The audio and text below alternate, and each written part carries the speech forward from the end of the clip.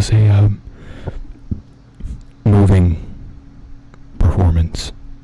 That was a good show.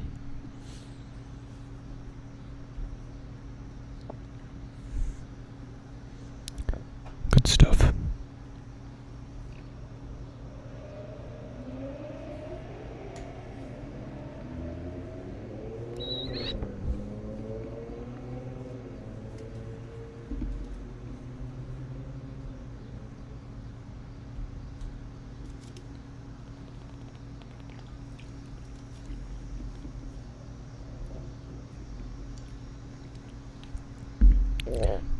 Welcome. Sorry, I made a throat noise. Welcome to the stream. Good evening.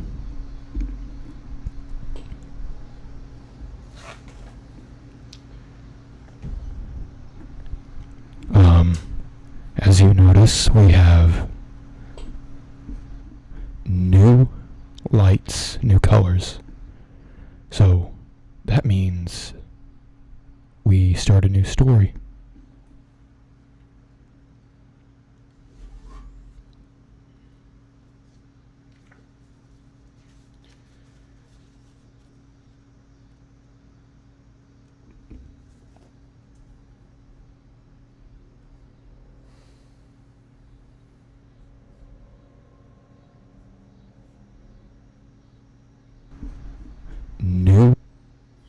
Oops.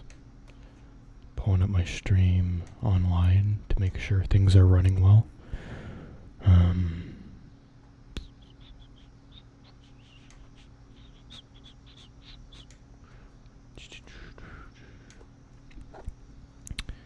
So, yeah, had a wonderful day today, including going outside to head to work and finding out that someone had done a hit and run on my car.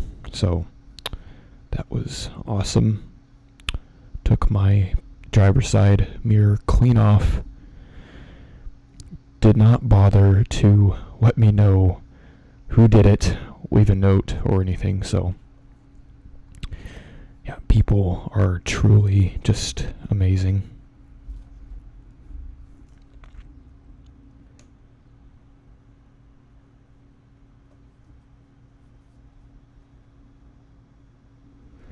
Okay.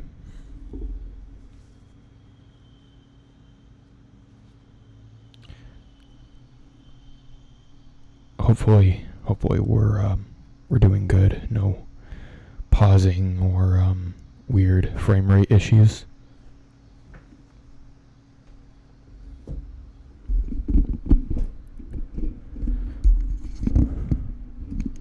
Okay.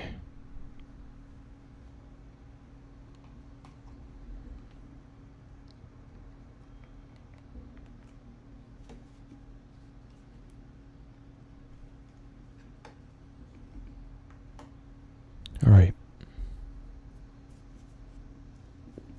So, tonight, for our new drink, for our new book, we have something very, very simple, but very good. And unfortunately, as hot as it is, it has already lost integrity. We have a frozen blended rosé with cranberry, pomegranate, and apple juice all blended together into a slush.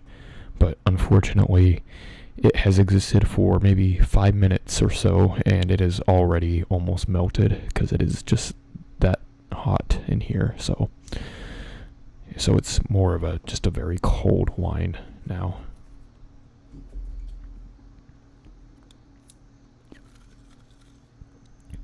Recipe is in the description if you're interested in making it at home. Sorry for the cicada noise. It's very loud. I can hear it through my headset.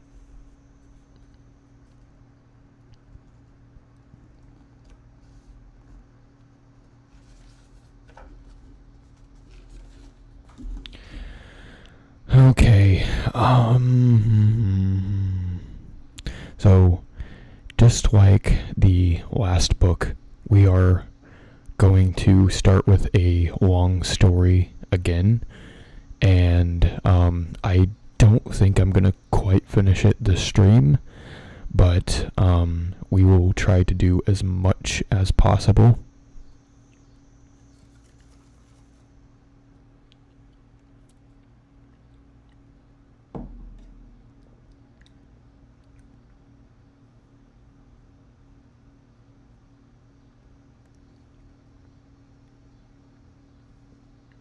Okay.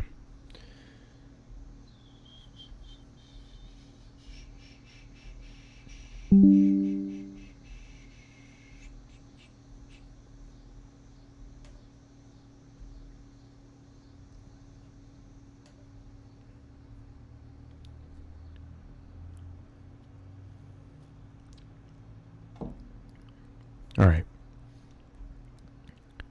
Shall we begin? Now, this is a very, very, very, very famous story within the H.P. Lovecraft canon, and it is called At the Mountains of Madness.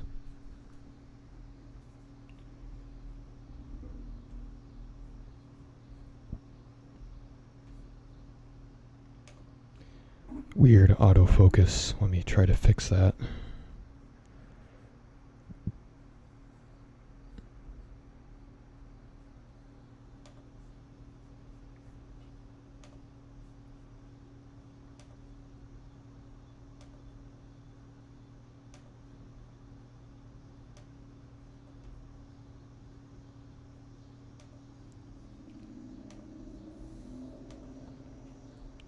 Okay.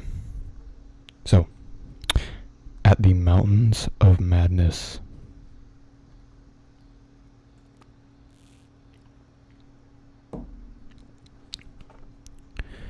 Chapter 1. I am forced into speech because of men of science have refused to follow my advice without knowing why. It is altogether against my will that I tell my reasons for opposing this contemplated invasion of the Antarctic, with its vast fossil hunt and its wholesale boring and melting of the ancient ice cap. And I am the more reluctant because my warning may be in vain. Doubt of the real facts, as I must reveal them, is inevitable. Yet, if I suppressed what will seem extravagant and incredible, there would be nothing left. The hitherto withheld photographs, both ordinary and aerial, will count in my favor, for they are damnably vivid and graphic. Still, they will be doubted because of the great lengths to which clever fakery can be carried. The ink drawings, of course, will be jeered at as obvious impostures, notwithstanding a strangeness of technique which art experts ought to remark and puzzle over. In the end, I must rely on the judgment and standing of the few scientific leaders who have, on one hand, sufficient independence of thought to weigh my data on its own hideously convincing merits, or in the light of certain primordial and highly baffling myth cycles, and on the other hand, sufficient influence to deter the exploring world in general from any rash and overambitious program in the region of those mountains of madness. It is an unfortunate fact that relatively obscure men like myself and my associates, connected only with a small university, have little chance of making an impression where matters of a wildly bizarre or highly controversial nature are concerned. It is further against us that we are not, in the strictest sense, specialists in the fields which came primarily to be concerned. As a geologist, My object in leading the Miskatonic University expedition was wholly that of securing deep-level specimens of rock and soil from various parts of the Antarctic continent, aided by the remarkable drill devised by Professor Frank H. Babodi of our engineering department. I had no wish to be a pioneer in any other field than this, but I did hope that the use of this new mechanical appliance at different points along previously explored paths would bring to light materials of a sort hitherto unreached by the ordinary methods of collection. Babodi's drilling apparatus, as the public already knows from our reports, was unique and radical in its lightness, portability, and capacity to combine the ordinary artisan drill principle with the principle of the small circular rock drill in such a way as to cope quickly with strata and varying hardness. Steel head, jointed rods, gasoline motor, collapsible wooden derrick, dynamiting paraphernalia, cording, rubbish removal auger, and sectional piping for bores 5 inches wide and up to 1,000 feet deep, all formed, with needed accessories no greater load than 3 7-dog sleds could carry. That being made possible by the clever aluminum alloy of which most of the metal objects were fashioned. 4 large Dornier airplanes, designed especially for the tremendous altitude flying necessary on the Antarctic plateau, in which added fuel warming and quick starting devices worked out by Babodi could transport our entire expedition from a base at the ledge of the Great Ice Barrier to various suitable inland points, and from these points a sufficient quota of dogs would serve us.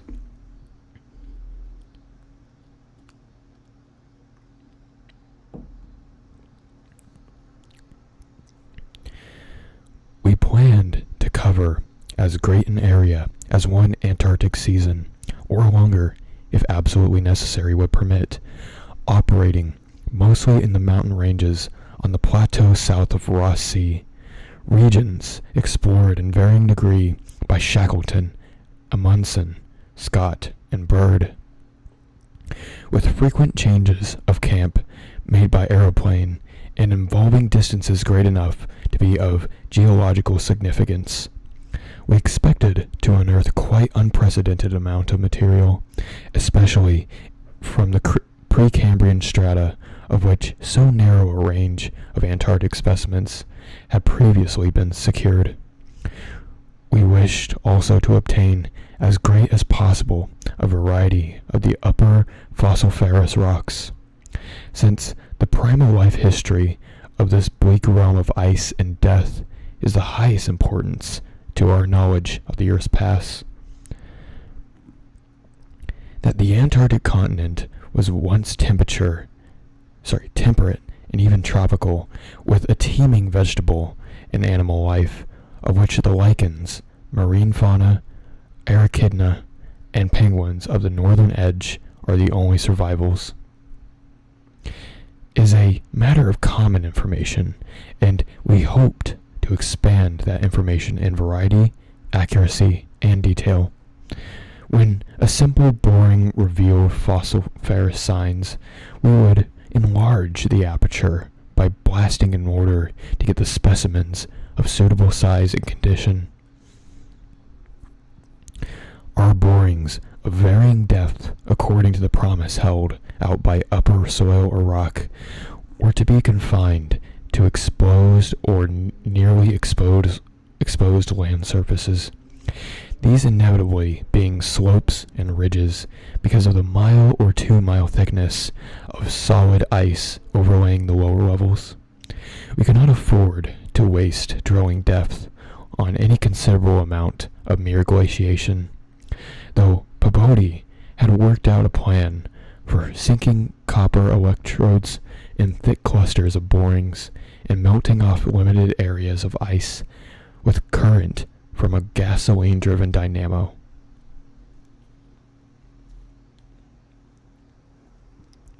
It is this plan which we could not put into effect except experimentally. Try saying that 5 times fast. On a expedition such as ours, that the coming Starkweather Moor expedition proposes to follow despite the warnings I have issued since our return from the Antarctic.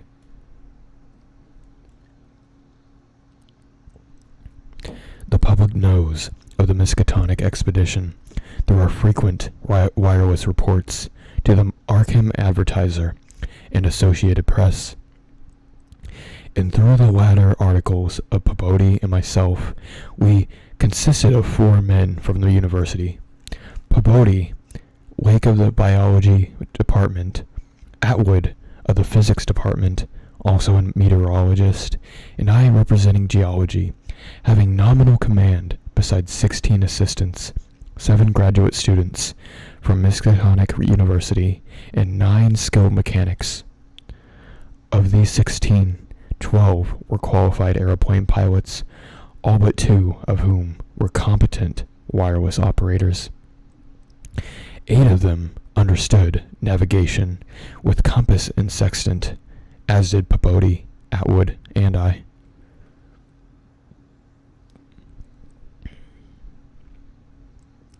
In addition, of course, are 2 ships, wooden ex-whalers, reinforced for ice conditions and having auxiliary steam, were fully manned. The Nathaniel Derby Pickman Foundation, aided by a few special contributions, financed the expedition. Hence, our preparations were extremely thorough, despite the absence of great publicity. The dogs, sledges, machines, camp materials, and unassembled parts of our 5 planes were delivered to Boston. And there our ships were loaded. We were marvelously well equipped for our specific purposes, and on all matters pertaining to supplies, regimen, transportation, and camp construction. We profited by the excellent example of our many recent and exceptionally brilliant predecessors. It was the usual number and fame of these predecessors which made our own expedition, ample though it was, so little noticed by the world at large.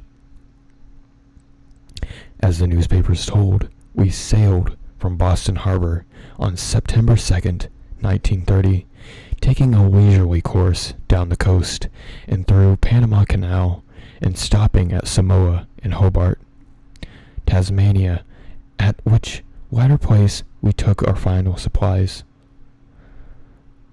None of our exploring party had ever been to the polar regions before. Hence, we all relied greatly on our ship captains, J.B. Douglas commanding the brig Arkham and serving as commander of the sea party, and George Thorfinson commanding the bark Miskatonic. Both veteran whalers in Antarctic waters, as we left the inhabited world behind. The sun sank lower and lower in the north, and stayed longer and longer above the horizon each day. About 62 degrees south latitude, we sighted our first icebergs, table-like objects with vertical sides. And just before reaching the Antarctic Circle, we had crossed on October 20 with appropriately quaint ceremonies, and were considerably troubled with field ice. The falling temperature bothered me considerably after our long voyage through the tropics, but I tried to brace up for the worst rigors to come. On many occasions, the curious atmospheric effects enchanted me vastly, these including a strikingly vivid mirage, the first I had ever seen, in which distant bergs became the battlements of unimaginable cosmic castles.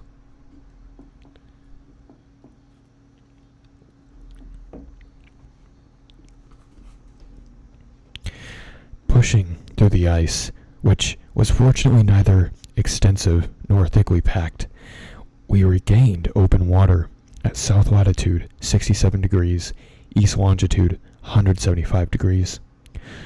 On the morning of October 26, a strong land blink appeared on the south, and before noon we all felt a thrill of excitement at beholding a vast, lofty, and snow-clad mountain, which opened out and covered the whole vista ahead. At last, we had encountered an outpost of the great unknown continent in its cryptic world of frozen death.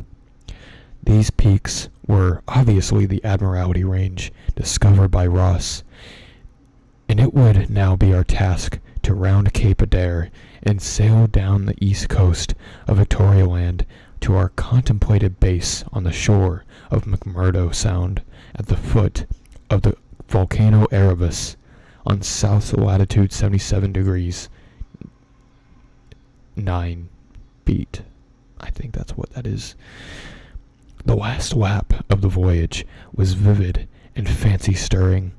Great barren peaks of mystery looming up constantly against the west as low northern sun of noon, or still lower, horizon-grazing southern sun of midnight poured its hazy, reddish rays over the white snow, bluish ice, and water lanes, and black bits of exposed granite slope. Through the desolate summits swept raging, intermittent gusts of the terrible Antarctic wind, whose cadences sometimes held vague suggestions of a wild and half-sentient musical piping, with notes extending over a wide range in which, for some subconscious mnemonic reason, seemed to me disquieting and even dimly terrible.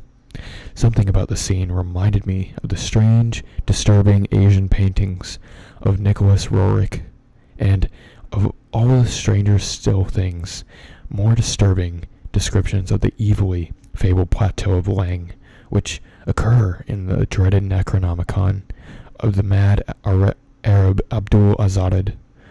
I was rather sorry, later on, that I had ever looked into that monstrous book at the college library.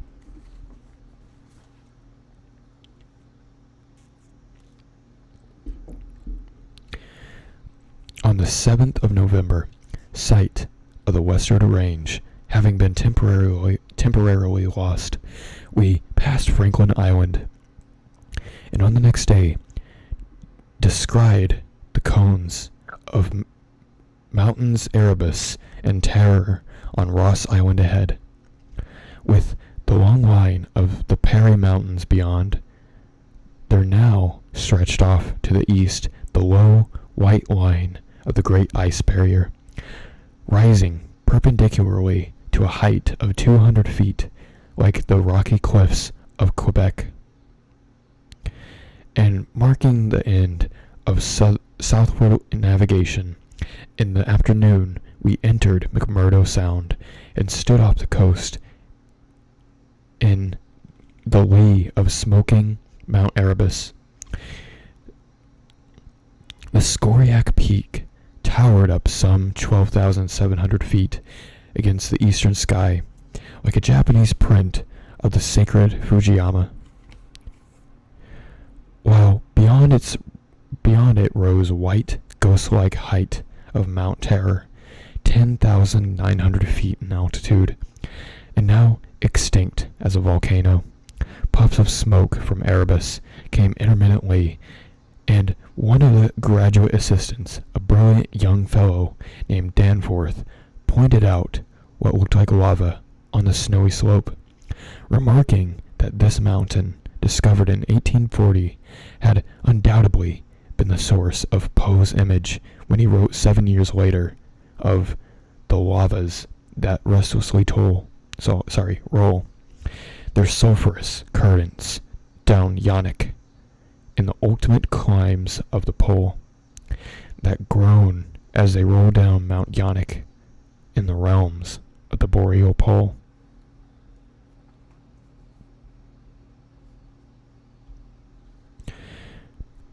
Danforth was a great reader of bizarre material, and had talked a good deal with Poe. I was interested myself because of the Antarctic scene of Poe's only long story, the disturbing and enigmatical Arthur Gordon's Pym.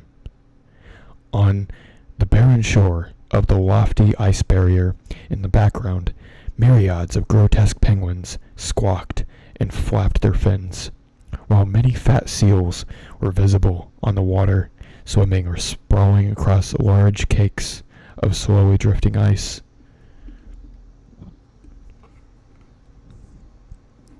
Using our small boats, we effected a difficult landing on Ross Island shortly after midnight on the morning of the 9th, carrying a line of cable from each of the ships and preparing to unload supplies by means of breeches buoy arrangement. Our sensations on first treading Antarctic soil were poignant and complex, even though, at this particular point, the Scott and Shackleton expeditions had preceded us. Our camp on the frozen shore below the volcano slope was only a provisional one, headquarters being kept aboard the Arkham.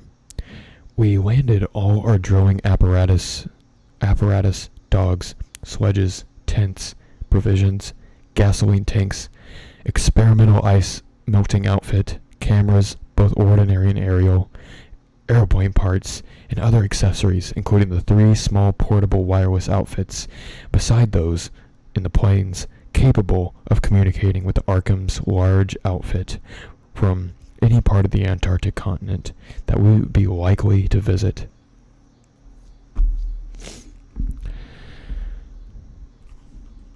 The ship's outfit, communicating with the outside world, was to convey press reports to the Arkham Advertiser's powerful wireless station on Kingsport Head, Massachusetts. Sorry, I'm just messing up tonight.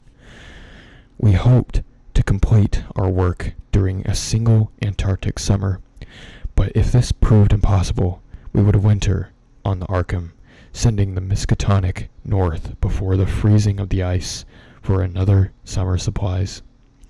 I need not repeat what the newspapers have already published about our early work, of our ascent of Mount Erebus, our successful mineral borings at several points on Ross Island, and the singular speed which Peabody's apparatus accomplished them. Even through solid rock layers, our provisional test of the small ice-melting equipment, our perilous ascent of the Great Barrier with sledges and supplies, and our final assembling of 5 huge aeroplanes at the camp atop the barrier. The health of our land party, 20 men and 55 Alaskan sledge dogs, was remarkable, though of course we had so far encountered no really destructive temperatures or windstorms. For the most part, the thermometer varied between 0 and 20 degrees or 25 degrees above. And our experience with the New England winters had accustomed us to the rigors of this sort.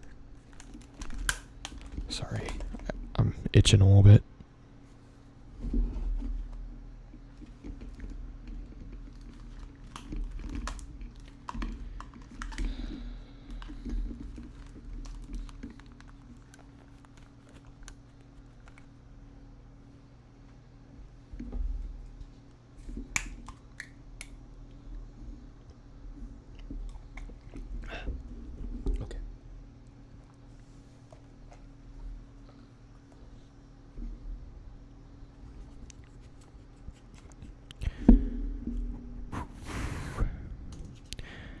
The barrier camp was semi-permanent and destined to be a storage cache for gasoline, provisions, dynamite, and other supplies.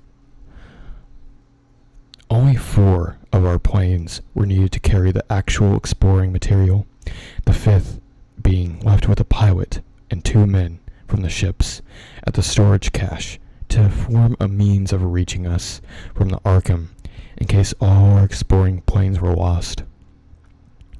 Later, when not using all the other planes for moving apparatus, we would employ one or two in a shuttle transportation service between the cache and another permanent base on the Great Plateau from 600 to 7 miles southward, beyond the Beardmore Glacier. Despite the almost unanimous accounts of the appalling winds and tempests that pour down from the plateau, we determined to dispense with intermediate bases, taking our chances in the interest of economy and probable efficiency.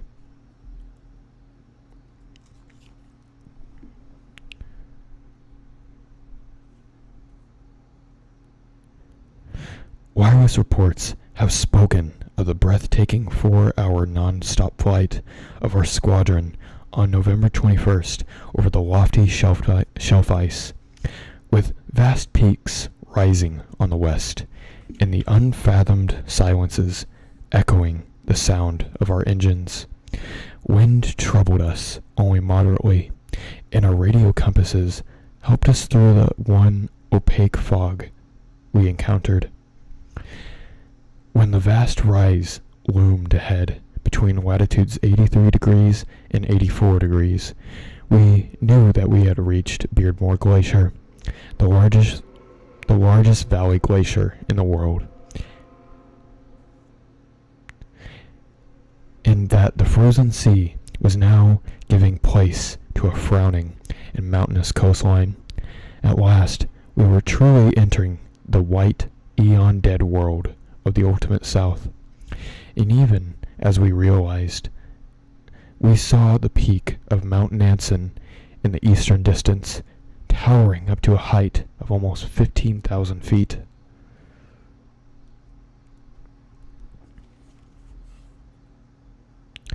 The successful establishment of the southern base above the glacier in latitude 86 degrees 7, east longitude 174 degrees 23, and the phenomenally rapid and effective borings and blastings made at various points reached by our sledge trips and short aeroplane flights are matters of history, as is the arduous and triumphant ascent of Mount Nansen by Popodi and two of the graduate students, Gedney and Carroll, on December 13th through the 15th.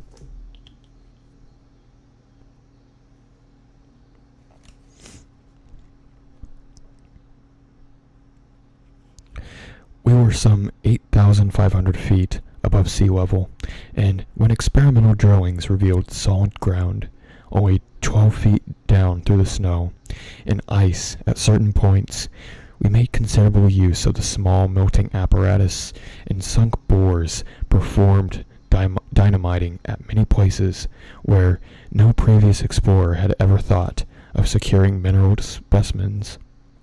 The Precambrian granites and beacon sandstones thus confirmed our beliefs that this plateau was homogeneous with the great bulk of the continent to the west. But somewhat different from the parts lying eastward below South America, which we then thought to form a separate and smaller continent divided from one larger one by a frozen junction of Ross in the Weddell Seas, though Bird has since disproved the hypothesis.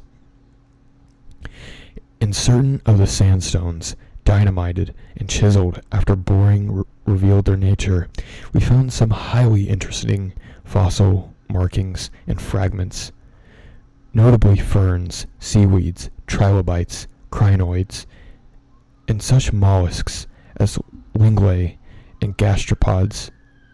Sorry, hold on a second.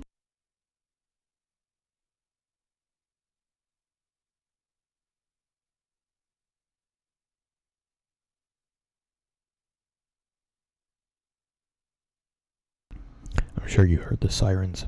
I apologize.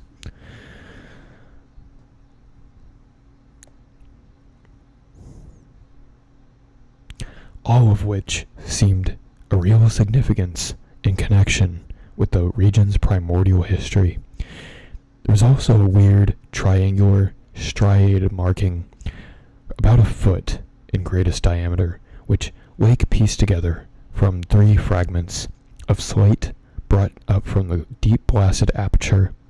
These fragments came from a point to the westward near the Queen Alexandra Range, and Wake, as a biologist, seemed to find their curious marking unusually puzzling and provocative, though to my geological eye it looked unlike some of the ripple effects reasonably common in the sedimentary rocks. Since slate is no more than a metamorphic formation into which a sedimentary stratum is pressed, and since the pressure itself produces odd distorting effects on any markings which may exist, I saw no reason for extreme wonder over this striated depression.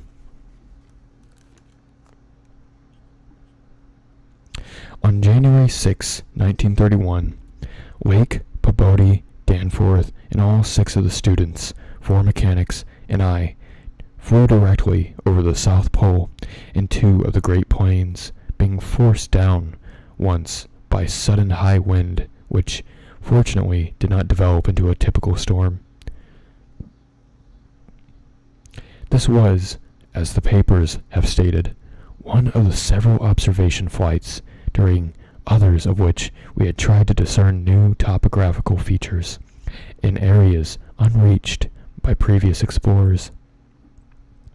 Our early flights were disappointing in this latter respect, though they afforded us some magnificent examples of the richly fantastic and deceptive mirages of the polar regions, of which our sea voyage had given us some brief foretastes.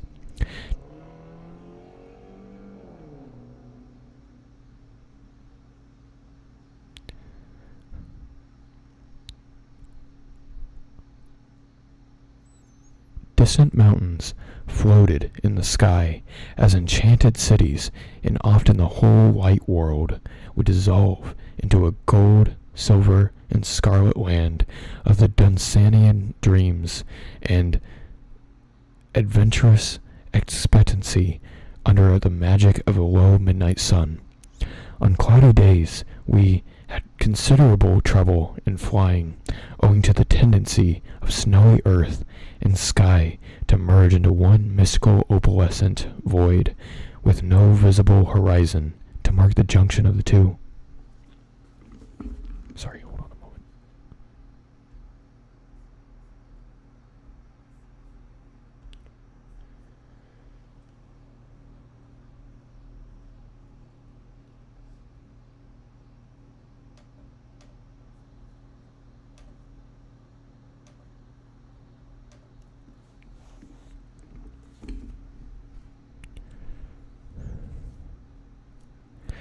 At length, we resolved to carry out our original plan of flying 500 miles eastward, with all four exploring planes, and establishing a fresh subbase at a point which would probably be on the smaller continental division, as we mistakenly conceived it.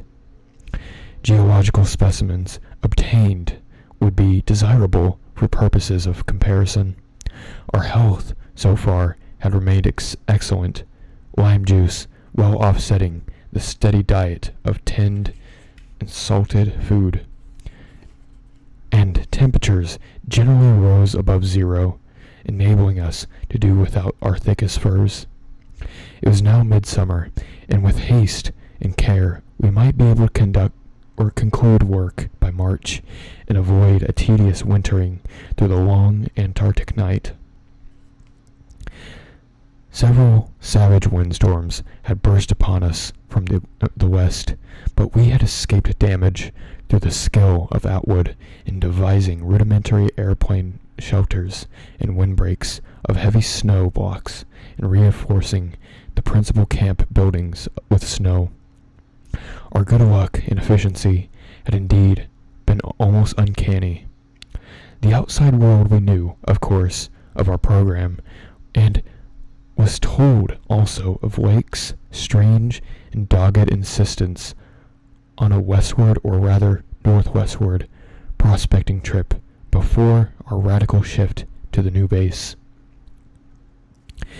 It seems he had pondered a great deal, and with alarming radical daring, over that triangular striated marking in the slate, reading into it certain contradictions in nature and geological period which whetted his curiosity to the utmost, and made him avid to sink more borings and blastings in the west-stretching formation to which the exhumed fragments evidently belonged.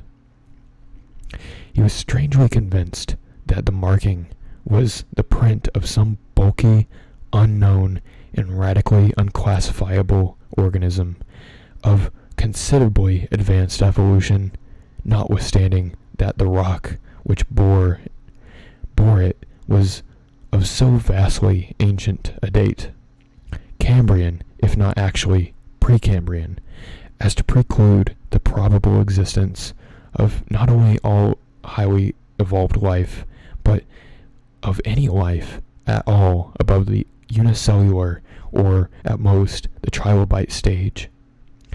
These fragments, with their odd marking, must have been 500 million to 1,000 million years old.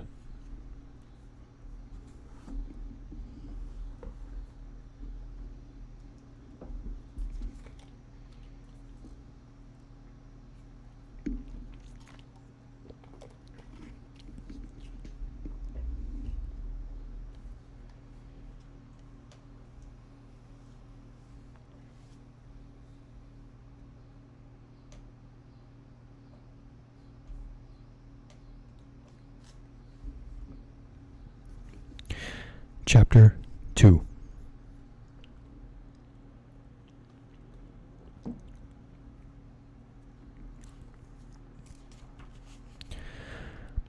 Popular imagination, I judge, responded actively to our wireless bulletins of Lake's start northwestward into regions never trodden by human foot, or penetrated by human imagination, though we did not mention his wild hopes of revolutionizing the entire sciences of biology and geology. The preliminary sledging and boring journey of January 11th through the 18th, with Peabody and 5 others, marred by the loss of 2 dogs in an upset when crossing one of the great pressure ridges in the ice, had brought up more and more of the Archean slate, and even I was interested by the singular profusion of evident fossil markings in that unbelievably ancient stratum.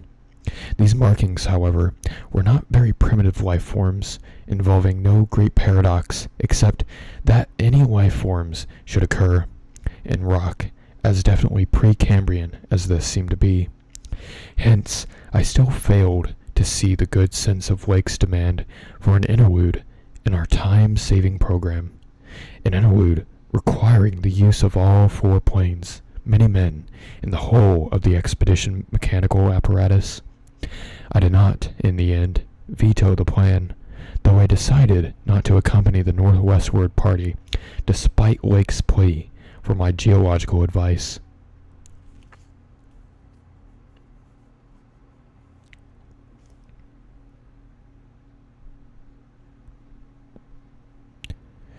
While they were gone, I would remain at the base with Peabody and 5 men and work out the final plans for the eastward shift. In preparation for this transfer, one of the planes had begun to move up a good gasoline supply from McMurdo Sound, but this could wait temporarily.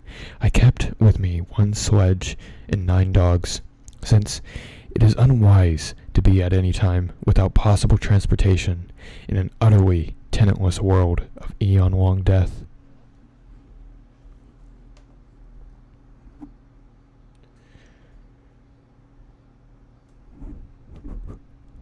Lake's sub-expedition into the unknown, as everyone will recall, sent out its own reports from the short-wave transmitters on the plains, these being simultaneously picked up by our apparatus at the southern base and by the Arkham at McMurdo Sound, whence they were relayed to the outside world on wavelengths up to 50 meters. The start was made on January 22nd at 4 lengths up to 50 meters. The start was made January 22nd at 4 a.m. and wireless message we received came only 2 hours later, when Wake spoke of descending and starting a small-scale ice melting and bore at a point some 300 miles away from us. 6 hours after that, a second and very excited message told us of the frantic, beaver-like work, where a shallow shaft had been sunk and blasted, culminating in the discovery of slate fragments with several markings approximately like that which had been caused the original puzzlement. Sorry.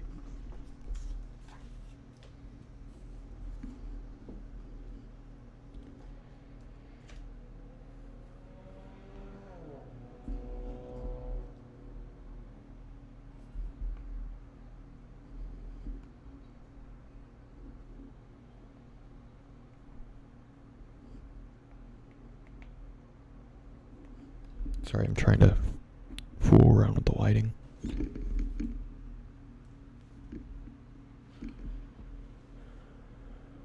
There we go. It's better.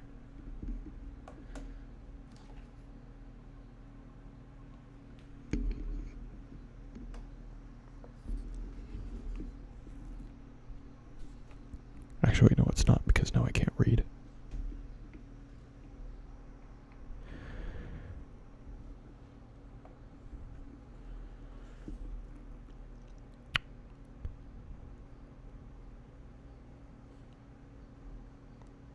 Three hours later, a brief bulletin announced the resumption of the flight in the teeth of a raw and piercing gale, and when I dispatched a message of protest against the further hazards, Lake replied curtly that his new specimens made any hazard worth taking.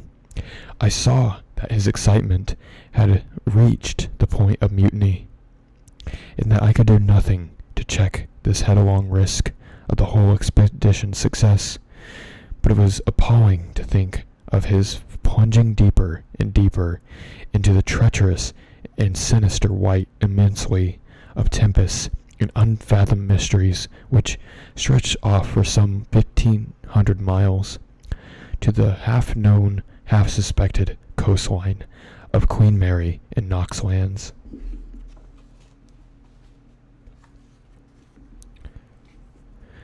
Then, in about an hour and a half more, came that doubly excited message from Lake's moving plane, which almost reversed my sentiments and made me wish I had accompanied the party.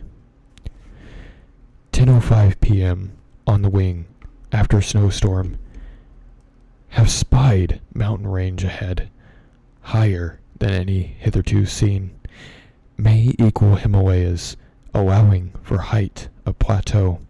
Probable latitude 75 degrees 15, longitude 113 degrees 10 east. Reaches far as can see to the right and left. Suspicion of 2 smoking cones, all peaks black and bare of snow. Sorry.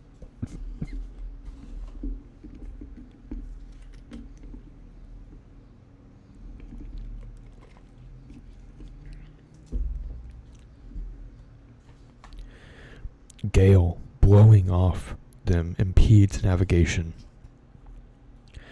After that, Pabodi, the men, and I hung breathlessly over the receiver. Thought of this titanic mountain rampart 700 miles away inflamed our deepest sense of adventure. And we rejoiced that our expedition, if not ourselves personally, had been its discoverers. In half an hour, Lake had called us again. Moulton's plane forced down on the plateau and foothills, but nobody hurt, and perhaps can repair. Shall transfer essentials to the other three for return or further moves if necessary, but no more heavy plane travel needed just now. Mountains surpass anything in imagination. Am going up scouting in Carroll's plane with all weights out. You can't imagine anything like this. Highest peaks must go over 35,000 feet. Everest out of the running.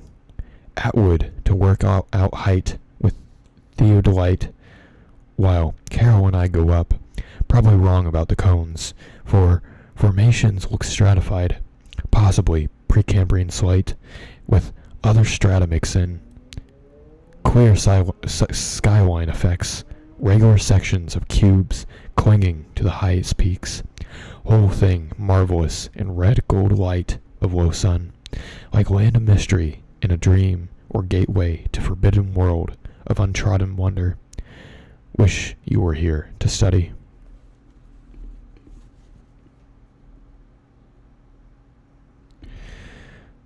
Though it was technically sleeping time, not one of us listeners thought for a moment of retiring. It must have been a good deal the same at McMurdo Sound, where the supply cache and the Arkham were also getting the messages, for Captain Douglas gave out a call congratulating everybody on the important find, and Sherman, the cache operator, seconded his sentiments. We were sorry, of course, about the damaged aeroplane, but hoped it could be easily mended. Then, at 11 p.m., came another call from Lake. Up with Carroll, over highest foothills. Don't dare try really tall peaks in present weather, but shall later frightful work climbing. And hard going at this altitude, but worth it. Great range, fairly solid, hence can't get any glimpses beyond. Main summits exceed Himalayas, and very clear range looks like pre-Cambrian slate, with plain signs of many other upheaved strata. Was wrong about volcanism, goes farther in either direction than one can see.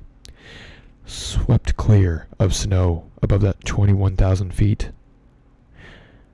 Odd formations on slopes of highest mountains, great low square blocks with exactly vertical sides and rectangular lines of low vertical ramparts, like the old Asian castles clinging to steep mountains, and Rorik's paintings, impressive from distance. Flew close to some, and Carroll thought that they were formed of smaller, separate pieces. But this is probably weathering. Most edges crumbled and rounded off as if exposed to storms and climate changes for millions of years. Parts, especially upper parts, seem to be of lighter colored rock than any visible strata on slopes proper, hence an evidently crystalline origin. Those flying shoes of many cave mouths, some unusually regular in outline, square or semicircular. You must come and investigate. Think I saw rampart squarely on top of the one peak. Height seems about 30,000 to 35,000 feet. Am up 21,500 myself. In devilish gnawing cold. Wind whistles and pipes through passes in and out of the caves, but no flying danger so far.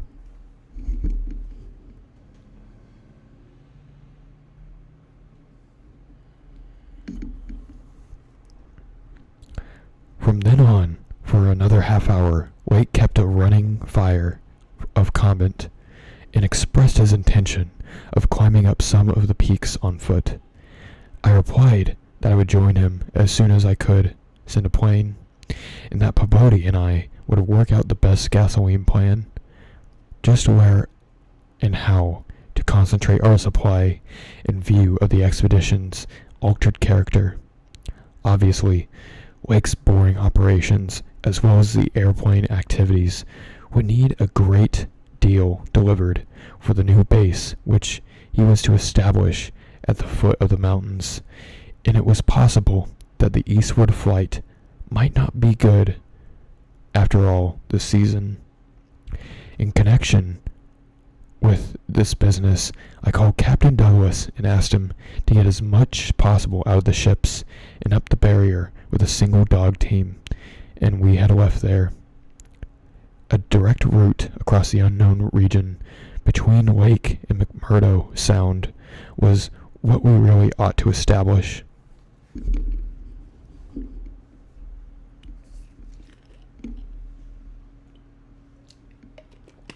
Sorry, I need to take this off for a sec. It's just so hot in here.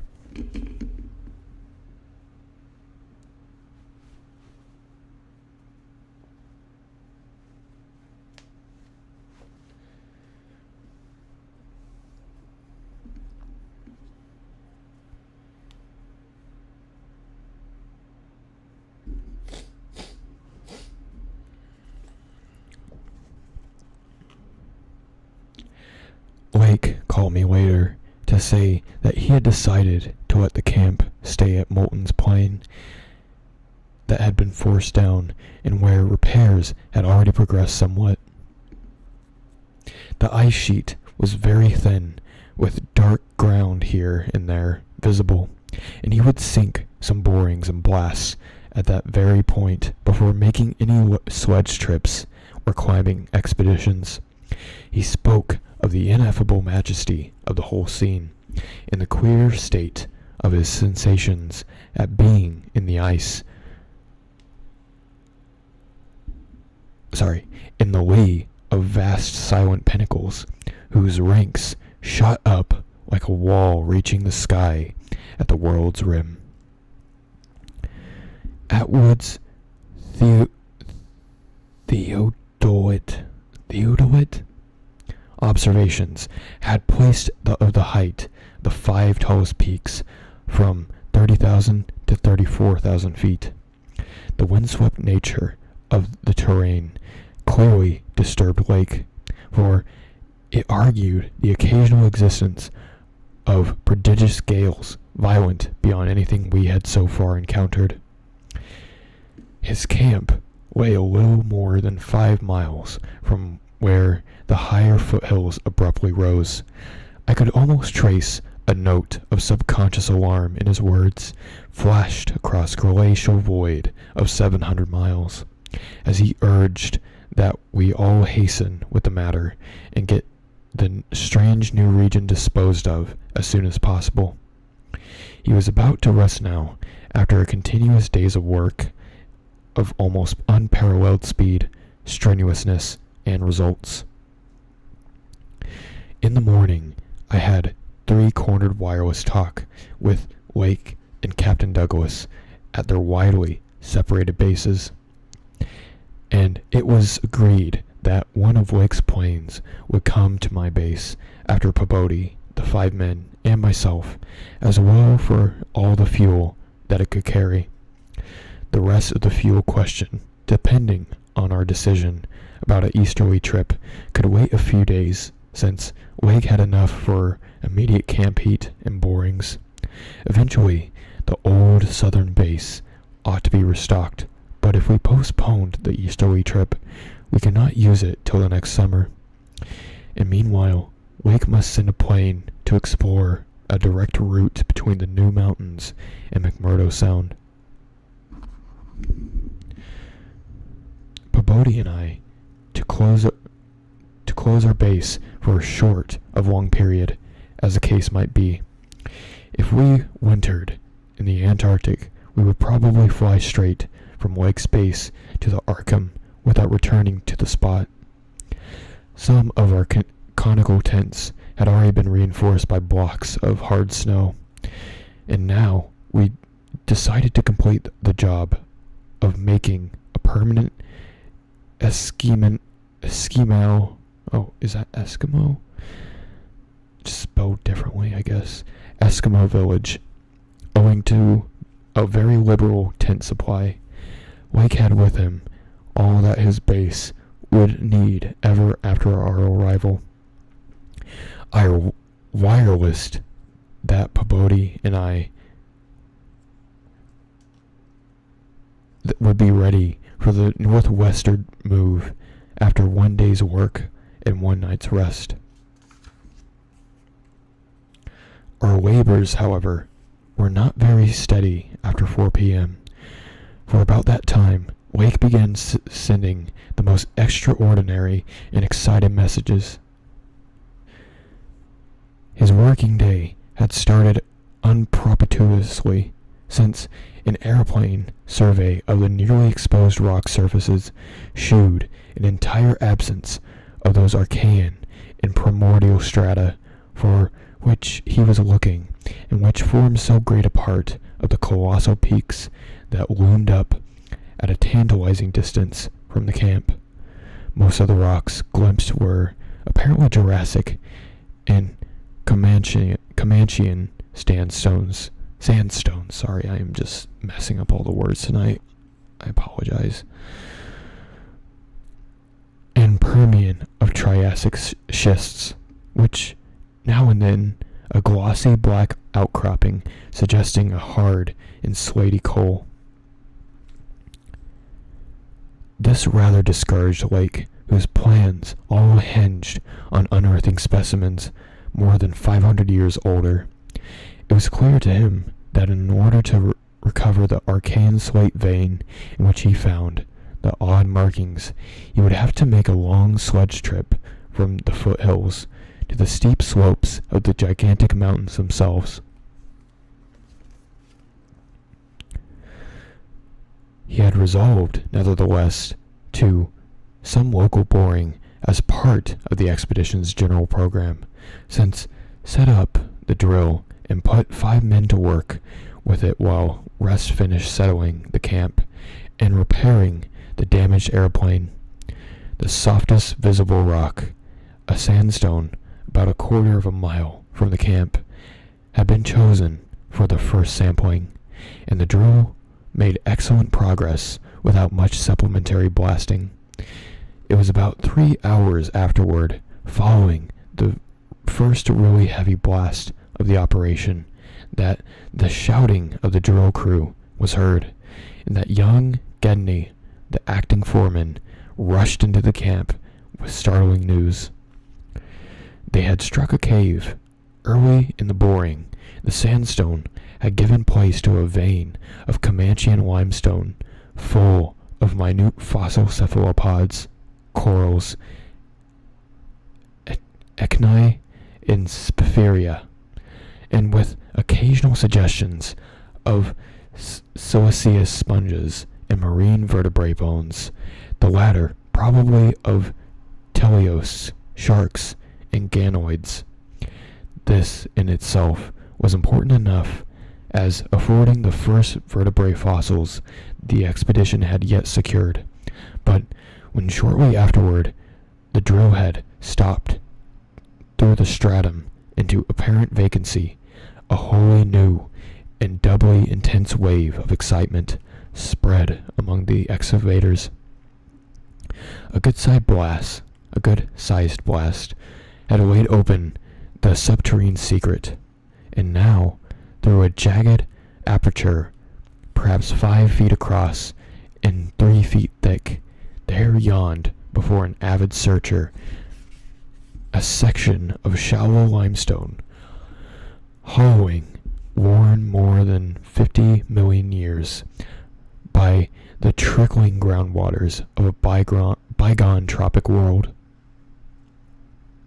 The hollowed-out layer was not more than 7 or 8 feet deep, but extended off indefinitely in all directions, and had a fresh, slightly moving air, which suggested its membership in an extensive subterranean system.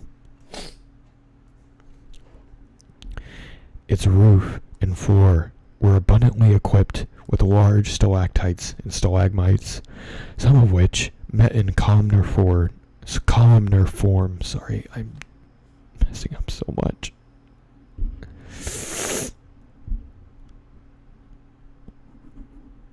But important above all else was the vast deposit of shells and bones, which in places nearly choked the passage. Washed down from unknown jungles of Mesozoic tree, ferns, and fungi, the forests of tertiary cycads, fan palms, and primitive angiosperms. This osseous melody contained representatives of more Cretaceous, Eocene, and other animal species than the greatest paleontologists could have ever counted or classified in a year. Sorry.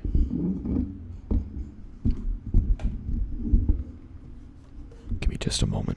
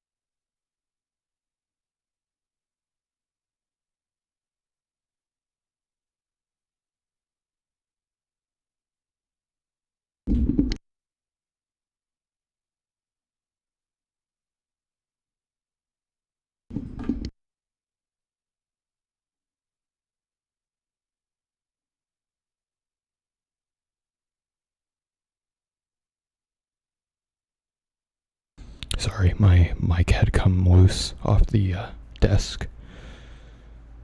Yeah, we are having a lot of difficulties with this stream. Apologize.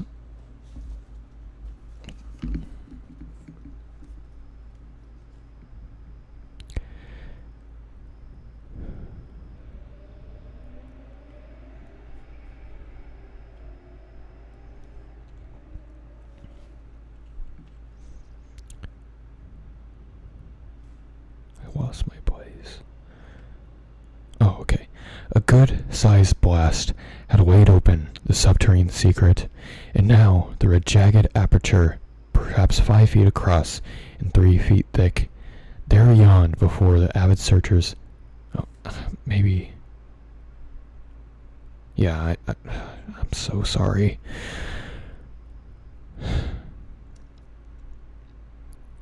Okay, that's where we left off. Mollusks, crustacean armor, fishes, amphibians, reptiles, birds, and even mammals, great and small, known and unknown. No wonder Gedney ran back to the camp shouting, and no wonder everyone else dropped work and rushed headlong through the biting cold to where the tall derrick marked a newfound gateway to secrets of inner earth and vanished eons. When Wake had satisfied the first keen edge of his curiosity, he scribbled a message in his notebook and had young Moulton run back to the camp to dispatch it by wireless. This was my first word of the discovery, and it had told of the identification of early shells, bones of ganoids and placoderms, remnants of labyrinthodonts and thecodonts, great mosasaur skull fragments, dinosaur vertebrae and armor plates, pterodactyl teeth and wing bones, Archaeopteryx. These damn dinosaur names are so hard to pronounce. Miocene shark teeth, primitive bird skulls, and skulls, vertebrae, and other bones of archaic mammals, such as paleotheres, Cyphodons, Dinosauraces, Eophi, Oreodons, and Titanotheres. There was nothing as recent as a mastodon, elephant, true camel, deer, or bovine animal. Hence, Wake concluded that the last vast deposits had occurred during the Oligocene age, and that the hollowed stratum had lain its present dread and inaccessible state for at least 30 million years.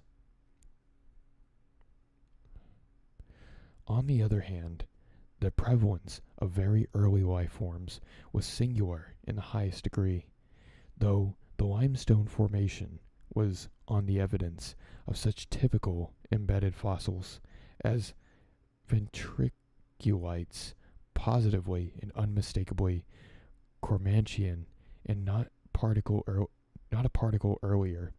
The free fragments in the hollow space included a surprising proportion from organisms hitherto considered as peculiar to far older periods. Even rudimentary fishes, mollusks, and corals as remote as Silurian and Ordovician. The inevitable interference was that in this part of the world there had been remarkable and unique degree of continuity between life of over 300 million years ago and that of only 30 million years ago. How far this continuity had extended beyond the Oligocene age, when the cavern was closed, was of course past all speculation. In any event, the coming of the frightful ice in the Pleistocene some 500,000 years ago, a mere yesterday as compared with the age of this cavity, must have put an end to any of the primal forms which had locally managed to outlive their common terms. Lake was not content to let his first message stand, but had another bulletin written and dispatched across the snow to the camp before Moulton could get back. After that, Moulton stayed at the wireless in one of the planes, transmitting to me and to the Arkham for relaying to the outside world the frequent postscripts which Lake had sent by succession of the messengers. Those who followed the newspapers will remember the excitement created among men of science by the afternoon's reports which have finally led, after all these years, to the organization of that very Starkweather Moor expedition, which I am so anxious to dissuade from its purposes. I had better give the messages literally as Link sent them, and as far our base operator McTighe had translated them from his pencil shorthand. Fowler makes discovery of highest importance in sandstone and limestone fragments from blasts. Several distinct triangular striated prints, like those in Archean slate, proving that source survived from 600 million years ago to the Comanchian times, without more than moderate morphological changes and decrease in average size. Comanchian prints, apparently more primitive or decadent, if anything, than older ones, emphasize importance of a discovery and press. Will mean to biology what Einstein was meant to mathematics and physics, joins up with my previous work and amplifies conclusions, appears to indicate, as I suspected, that Earth has been seen a whole cycle or cycles of organic life before known one that begins with archaeozoic cells, was evolved with specialized not later than 1,000 million years ago, when planet was young and recently uninhabitable for any life forms or normal protoplasmic structure. Question arises when, where, and how development took place. This is a very hard to read story. I've gotten a few of those, and it's giving me a bit of a migraine. I'm sorry. Later, examining certain skeletal fragments of large land and marine saurians, and primitive mammals find singular local wounds or injuries to bony structures not attributable to any known predatory or carnivorous animal of any period. Of two sorts, straight, penetrant bones, and apparently hacking incisions. One of the two cases of cleanly severed bone, not many specimens affected. Am sending to camp for electric torches. Will extend search area underground by hacking away stalactites. Still later, have found peculiar soapstone fragments, about 6 inches across and 1.5 inches thick, wholly unlike the visible local formation. Greenish, but no evidence to place its period. Has curious smoothness and regularity. Shaped like a 5-pointed star with tips broken off, and signs of other cleavage and inward angles, and in center of surface, small smooth depression in center of unbroken surface, arouses much curiosity as to source and weathering, probably some freak of water action. Carroll, with magnifier, thinks he can make out an additional markings of geologic significance. Groups of tiny dots in regular patterns, dogs growing uneasy as we work, and seem to hate the soapstone. Must see if it is any peculiar odor. We'll report again when Mills gets back with a light and we start on underground area. 10:15 p.m. Important discovery. Orendorff and Watkins, working underground at 9:45 with a light, found monstrous barrel-shaped fossil of wholly unknown nature. Probably vegetable, unless overgrown specimen of unknown marine radiata. Tissue, evidently preserved by mineral salts. Tough as leather, but astonishing flexibility, retained in places. Marks of broken off parts at ends around sides. 6 feet end to end, 3.5 feet central diameter, tapering to 1 foot at each end, like a barrel with 5 bulging ridges in place of staves. Lateral breakage, as of thinnish stalks, are at equator and middle of these ridges, and furrows between ridges and curious growths, combs or wings that fold up and spread out like fans. All greatly damaged but one, which gives almost 7-foot wing spread. Arrangements remind of a certain monsters of primal myth, especially fabled elder things in Necronomicon. These wings seem to be membranous, stretched on framework of granular tubing, apparently minute orifices in frame tubing at wingtips, ends of body shriveled, giving no clue interior or what has broken off there. Must dissect when we get back to camp. Can't decide whether vegetable or animal. Many features, obviously of almost incredible primitiveness, have set all hands cutting stalactites and looking for other specimens.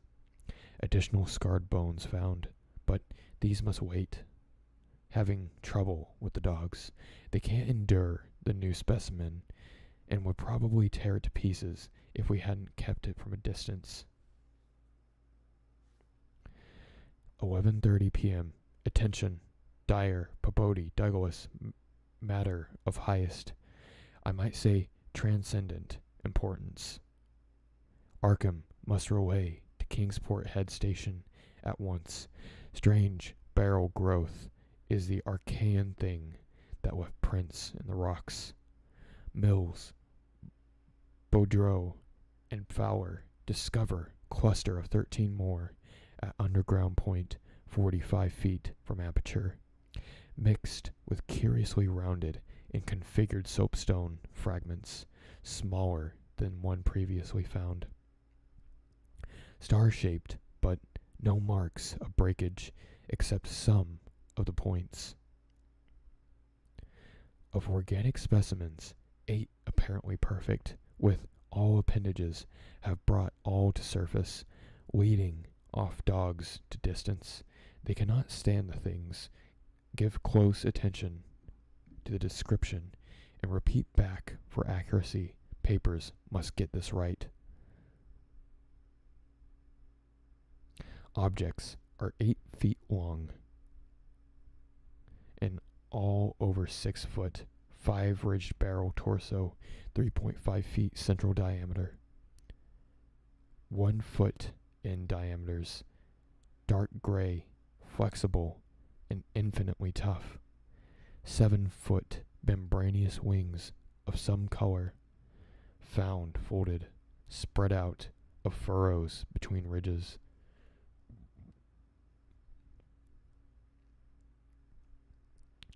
Wing framework, tubular or glandular, or of lighter gray with orifices at wingtips. Spread wings have serrated edge. Around equator, one of the central apex of each of the 5 vertical stave-like ridges are 5 systems of light-gray flexible arms or tentacles found tightly folded to torso, but expansible to maximum length of over 3 feet.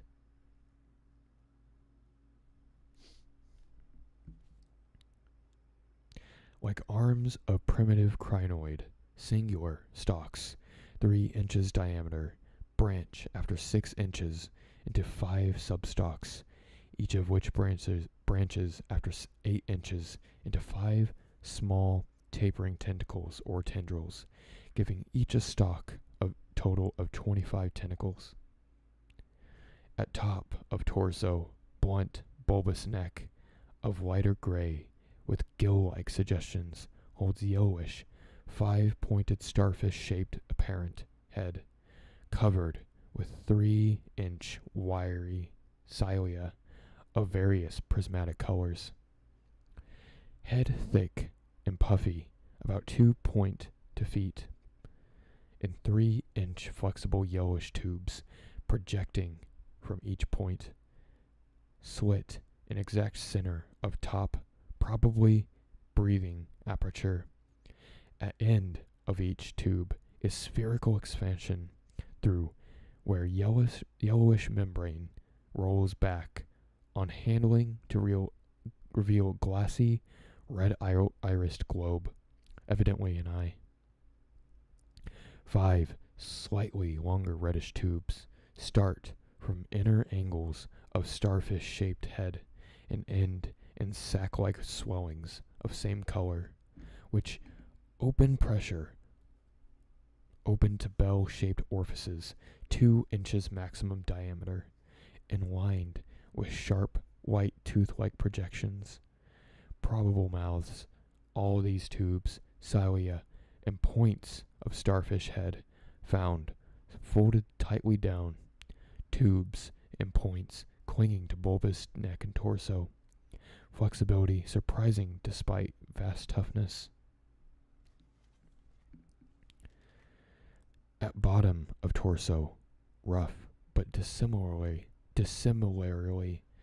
functioning counterparts of head arrangements exist. Bulbous, light gray pseudoneck without gill suggestions holds greenish 5-pointed starfish arrangement, tough, muscular arms 4 feet long and tapering from 7 inches diameter at base to about 2.5 at point. To each point is attached small end, a greenish 5-veined membranous triangle, 8 inches long, 6 wide at farther end. This is the paddle, fin, or pseudofoot, which has made prints in rocks from 1,000 years to 50 or or 60 million years old.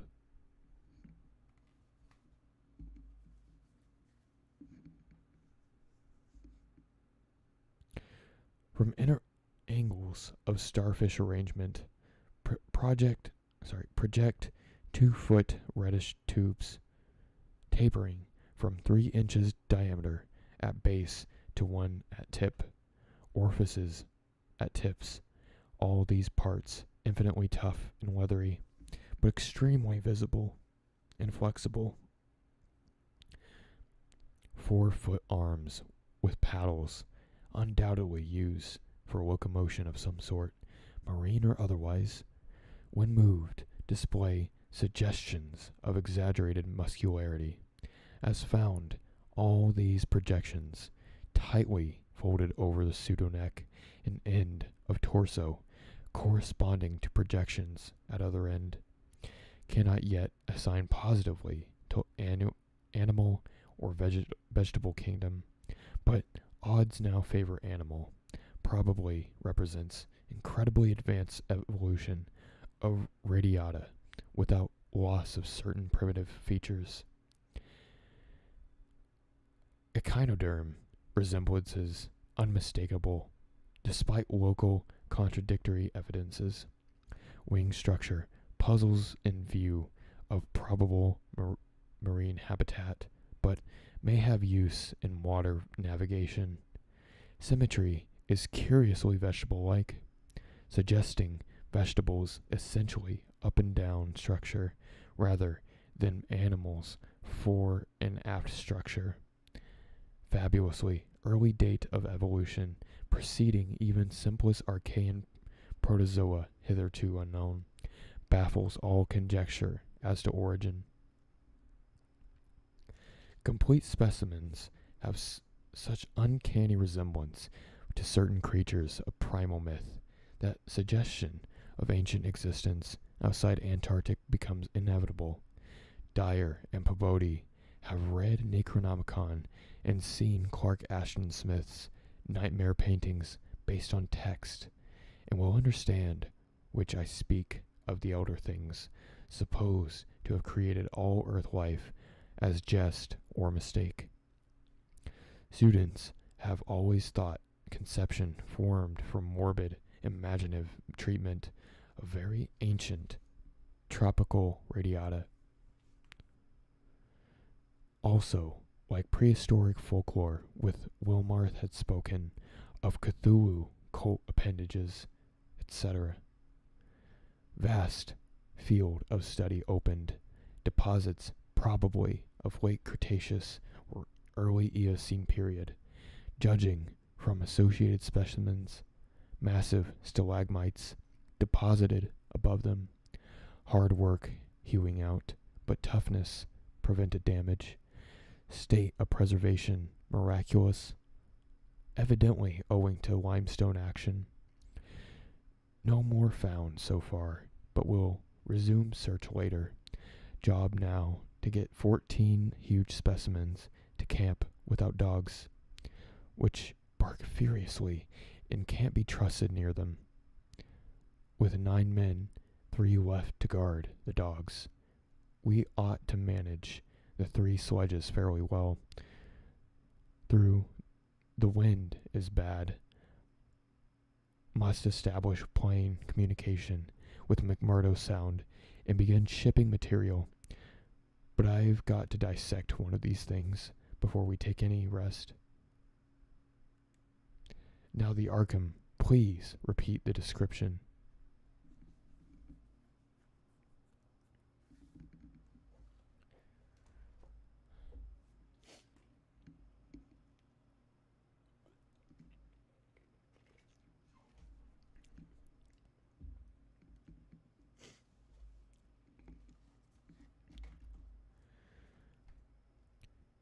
The sensations of Peabody and myself at receipt of this report were almost beyond description, nor were our companions much behind us in enthusiasm.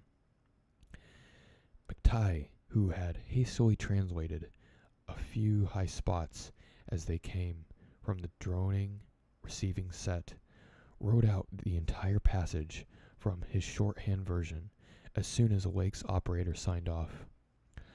All appreciated the epic-making significance of the discovery, and I sent Wake congratulations as soon as the Arkham's operator had repeated back the descriptive parts as requested. And my example was followed by Sherman from his station at the McMurdo Sound supply cache, as well by Captain Douglas of the Arkham. Later, as head of the expedition, I added some remarks to be relayed through the Arkham to the outside world. Of course, rest was an absurd thought amidst this excitement, and my only wish was to get to Wake's camp as quickly as I could. It disappointed me when he sent word that the rising mountain gale made early aerial travel impossible. But within an hour and a half, interest again rose to banish disappointment.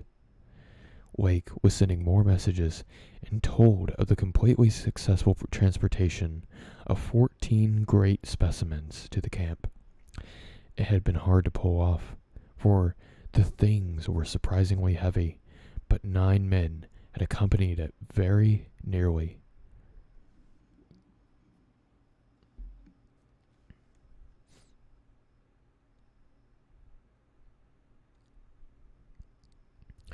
Now, some of the party were hurriedly building a snow corral at a safe distance from the camp, to which the dogs could be brought for greater convenience in feeding. The specimens were laid out in the hard snow near the camp, save for one on which Wake was making crude attempts at dissection. The dissection seemed to be a greater risk than that had been expected, for despite the heat of the gasoline stove and newly raised lavatory tent, the deceptively flexible tissues of the chosen specimen, a powerful and intact one, lost nothing of their more than leathery toughness. Wake was puzzled as to how he might make the requisite inclusions without violence destructive enough to upset the structural niceties he was looking for. He had, it is true, 7 more perfect specimens, but these were too few to use up recklessly, unless the cave might later yield an unlimited supply. Accordingly, he removed the specimen and dragged in one which, though having remnants of the starfish arrangements at both ends, was badly crushed and partly disrupted along one of the great torso furrows. Results, quickly reported over the wireless, were baffling and provocative indeed. Nothing like delicacy or accuracy was possible with instruments hardly able to cut anomalous tissue, but the little that achieved left us all awed and bewildered. Existing biology would have to be wholly revised, for the thing was no product of any cell growth science that knows about us, that we know about. There had been scarcely any mineral replacement, and despite an age of perhaps 40 million years, the integral organs were wholly intact. The leathery, underdeteriorative, and almost indestructible quality was an inherent attribute of the thing's form and organization, and pertained to some of the Paleogean cycle and invertebrate evolution utterly beyond our powers and speculation. At first, that lake found was dry, but as heated tent produced its thawing effect, organic moisture of pungent and offensive odor was encountered toward the thing's uninjured side. It was not blood, but a thick, dark green fluid, apparently answering the same purpose. By the time the lake reached the stage of all 37 dogs had been brought to the still uncompleted corral near the camp, and even that distance set up by a savage barking and a show of restlessness at the acrid, diffusive smell.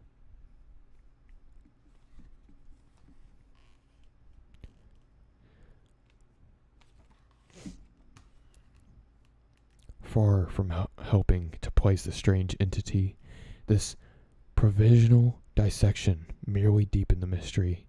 All guesses about its external members had been correct, and on the evidence of these one could hardly hesitate to call the thing animal, but internal inspection brought up so many vegetable evidences that Lake was left hopelessly at sea. It had digestion and circulation and eliminated waste matter through the reddish tubes of a starfish-shaped base. Curiously, one would say that its repository apparatus handled oxygen rather than carbon dioxide, and there were odd evidences of air storage and methods of shifting respiration from the external orifice to at least two other fully developed breathing systems, gills and pores. Clearly, it was amphibian and probably adapted to long, airless hibernation periods as well. Vocal organs seemed present in connection with the main repository system, but they presented anomalies which immediate solution was beyond. Articulate speech, in the sense of syllable utterance, seemed barely conceivable, but musical piping notes covering a wide range were highly probable.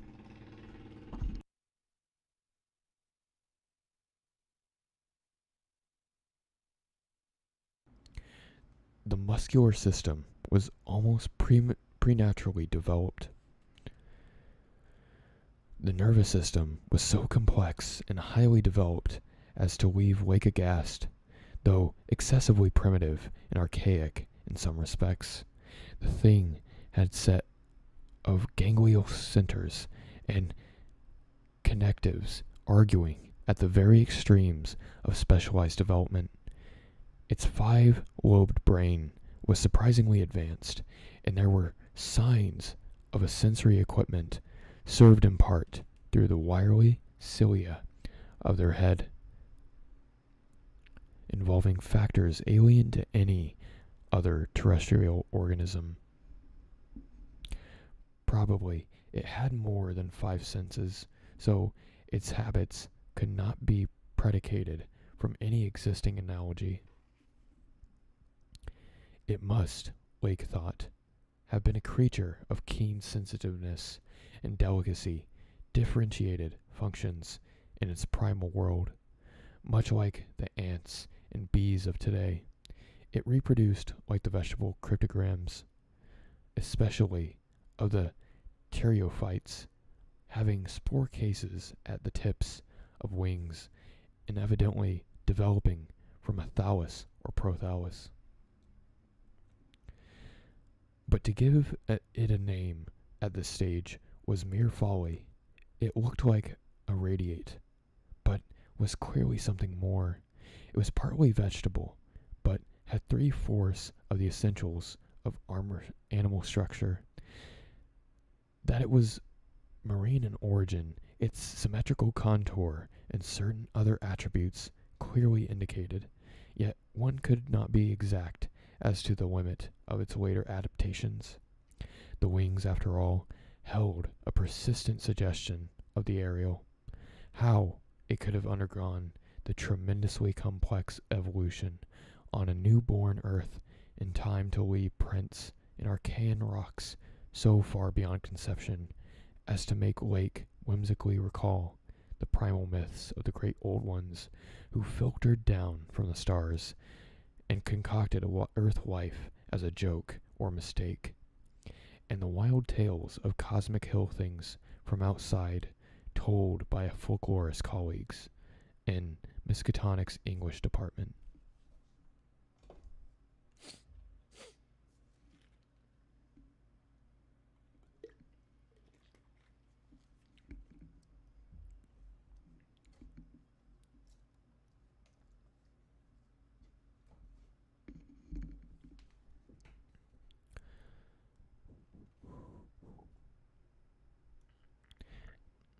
Sorry, throat noises.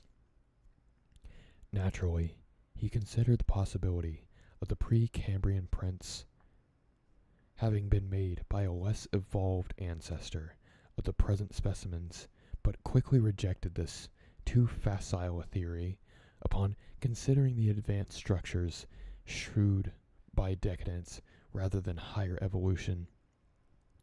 The size of the pseudo-feet had decreased, and the whole morphology seemed coarsened and simplified.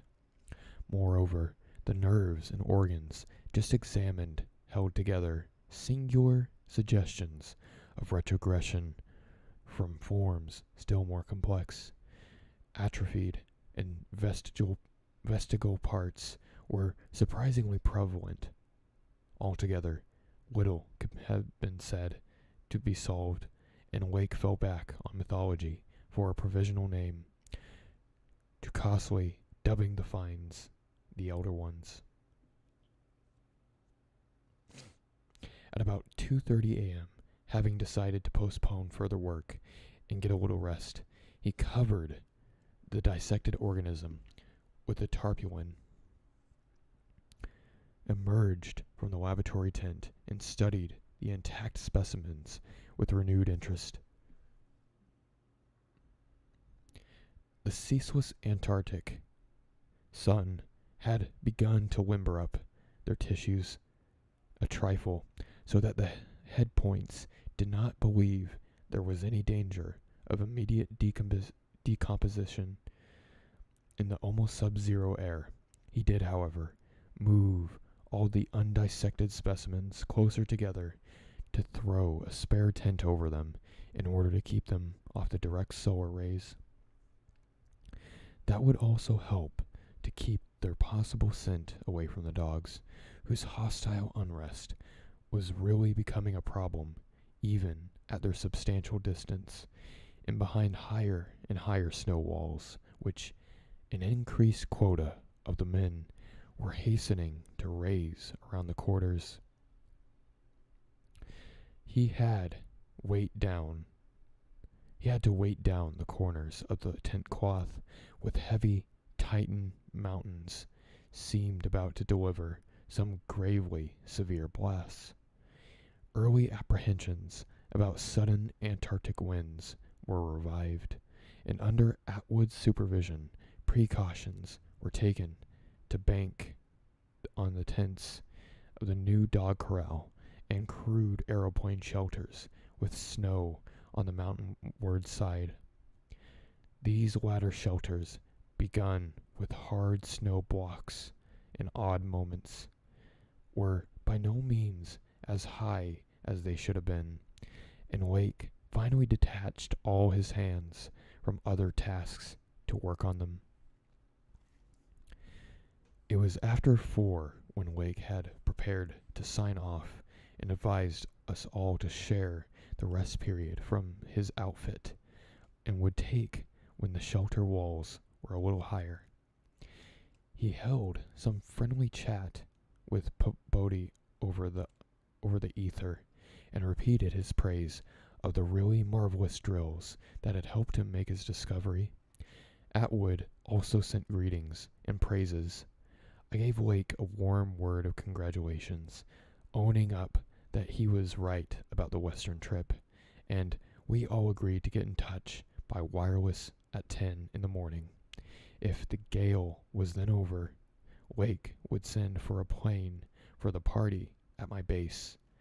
Just before retiring, I dispatched a final message to the Arkham with instructions about toning down the day's news for the outside world, since the full details seemed radical enough to rouse a wave in incredibility until further substantiated.